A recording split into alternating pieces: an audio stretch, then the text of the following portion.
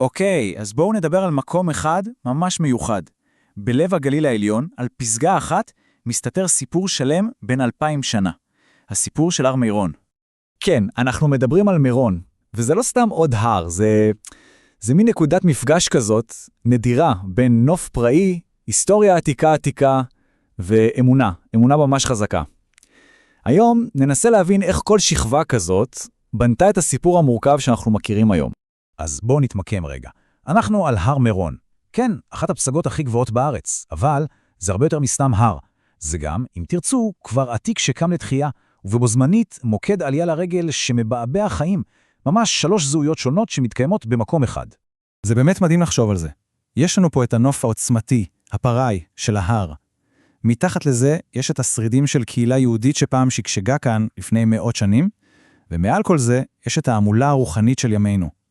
3 הדברים האלה מתערבבים יחד, וזה כל הקסם של מירון. טוב, אז כדי להבין את מירון של היום צריך להתחיל מההתחלה, ממש לחפור לעומק. בואו נתחיל עם השכבה הראשונה של הסיפור. מה באמת מסתתר שם מתחת לאדמה השקטה הזאת? כי תראו, הרבה לפני המדורות של ל"ג בעומר, הרבה לפני כל התפילות, הפנים של מירון היו אחרות לגמרי.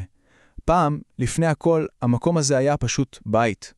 החפירות הארכיאולוגיות מספרות סיפור מדהים. סיפור על עיירה יהודית שוקקת. צריך ממש לדמיין את זה. רחובות מלאים בבעלי מלאכה, חקלאים שעובדים את האדמה, תלמידי חכמים. כולם חיו כאן, ממש על ההר הזה, בתקופת המשנה והתלמוד. קהילה חיה ותוססת. ומה שנשאר לנו מכל זה, אלה השרידים.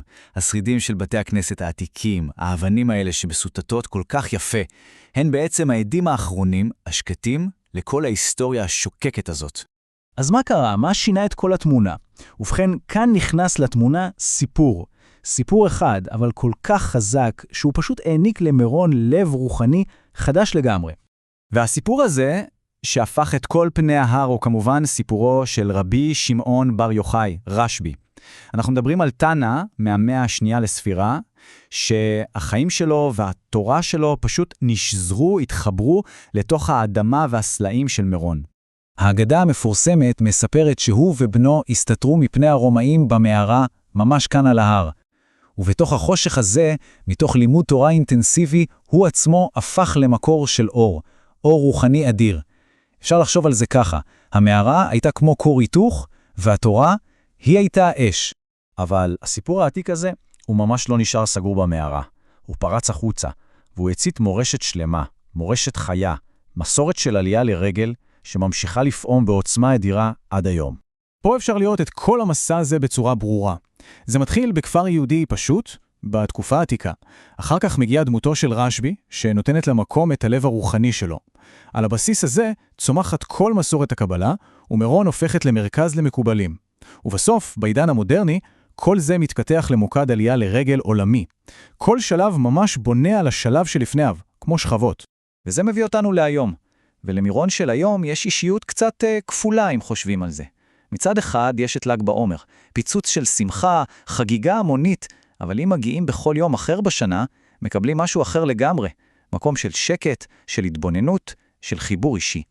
אז מה אנחנו לוקחים מכל זה? מה התובנה המרכזית כשמחברים את כל השכבות האלה ביחד? הטבע, הכפר העתיק, הסיפור של רשב"י. התשובה בסופו של דבר היא שהכוח האמיתי של מירון הוא בחיבור. זה לא רק הר, זה לא רק היסטוריה, וזה לא רק אמונה. זה הנקודה המדויקת שבה האבנים העתיקות והאגדות הגדולות והנוף הפראי, כולם נפגשים והופכים לדבר אחד שלם.